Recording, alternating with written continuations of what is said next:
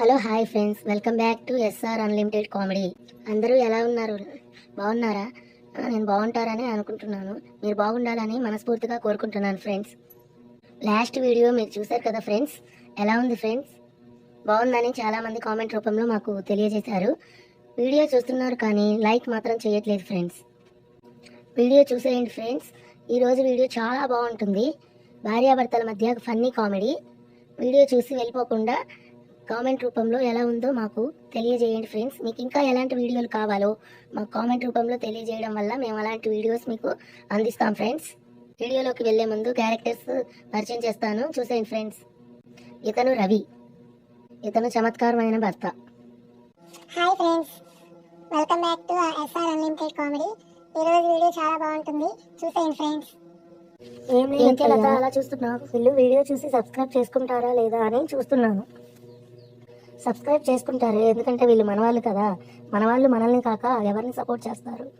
వీరిద్దరి మధ్య జరిగే కామెడీ సంభాషణ చూసేయండి ఫ్రెండ్స్. వావ్, ఎంత అందంగా ఉన్నా నిన్ను చూస్తుంటే నాకు ముద్దు పెట్టుకోవాలనిపిస్తుంది.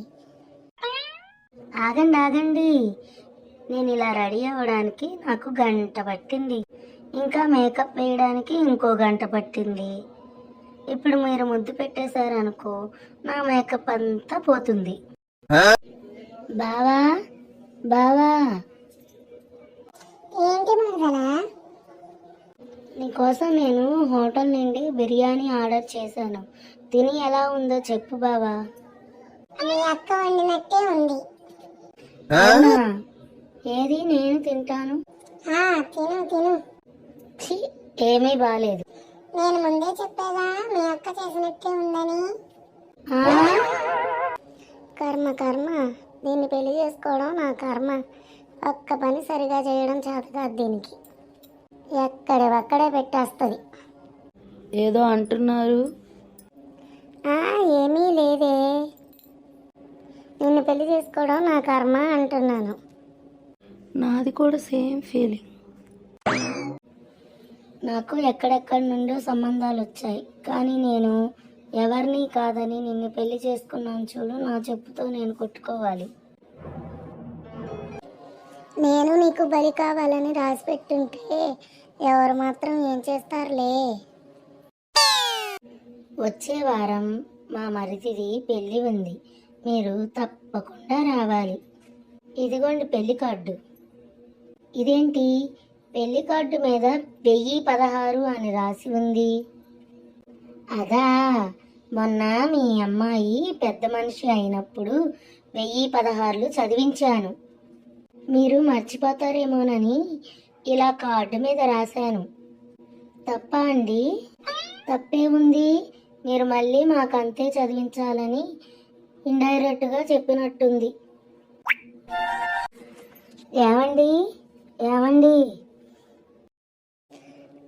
ఏంటే ఎప్పుడు గాడిదలా వాటర్ పెడుతూ ఉంటావు, అరుస్తూ ఉంటావు?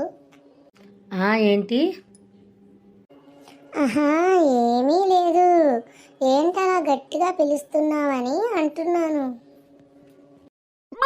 ఏమండి, బయటకు వచ్చినప్పుడల్లా గుడి మెట్ల మీద అడుక్కునేవాడు చిల్లర కోసం ఎదురు చూసినట్టు మీరు ఆ ఎదురింటి ఆవిడను చూసి సొల్లు కార్చడమే పనా? వేరే పని లేదా? అదేంటే ఇల్లు ఎక్కి కూసినట్టు సోఫా ఎక్కి కూస్తున్నావు? ఆ సంగతి తర్వాత నేను అడిగిన దానికి జవాబు చెప్పండి. నేనెప్పుడు చూసానే? ఆవిడ్ని మీరు చూడటం నేను మొన్న చూశాను. మీరేమైనా శుభలగ్నం సినిమాలో హీరో జగపతి బాబు అనుకుంటున్నారా? శుభలగ్నం సినిమాలో హీరో జగపతి బాబుని హీరోయిన్ కొంటుంది కదా, అలా ఆవిడ మిమ్మల్ని కొంటుందేమో అని అడుగుతాను. ఉండు, కొంటే అమ్మేస్తాను. ₹1,00,00,000 కాదు కదా, ₹10 కూడా కొనదు ఆవిడ. ఎప్పటికైనా అర్థమైందా మీ విలువ? సరే, లోపలికి పదండి. సరే, మార్కెట్కి వెళ్ళాలన్నావు కదా, ఏం కావాలో చెప్పు, వెళ్ళి తెస్తాను. వెళ్ళి సొరకాయలు తీసుకొని రండి. సొరకాయలు తీసుకొచ్చేటప్పుడు గిల్లి తీసుకొని రండి. ఏం తెస్తారో ఏంటో ఈ తెంగర మొగుడు. ఏంటండి ఏడుస్తున్నారు? సొరకాయలు అమ్మే ఆవిడ నన్ను కొట్టింది. ఎందుకు కొట్టిందండి? సొరకాయలు కొనేటప్పుడు నువ్వు గిల్లి చూడమన్నావు కదా, నేను సొరకాయలు అమ్మే ఆవిడను గిల్లి చూశాను.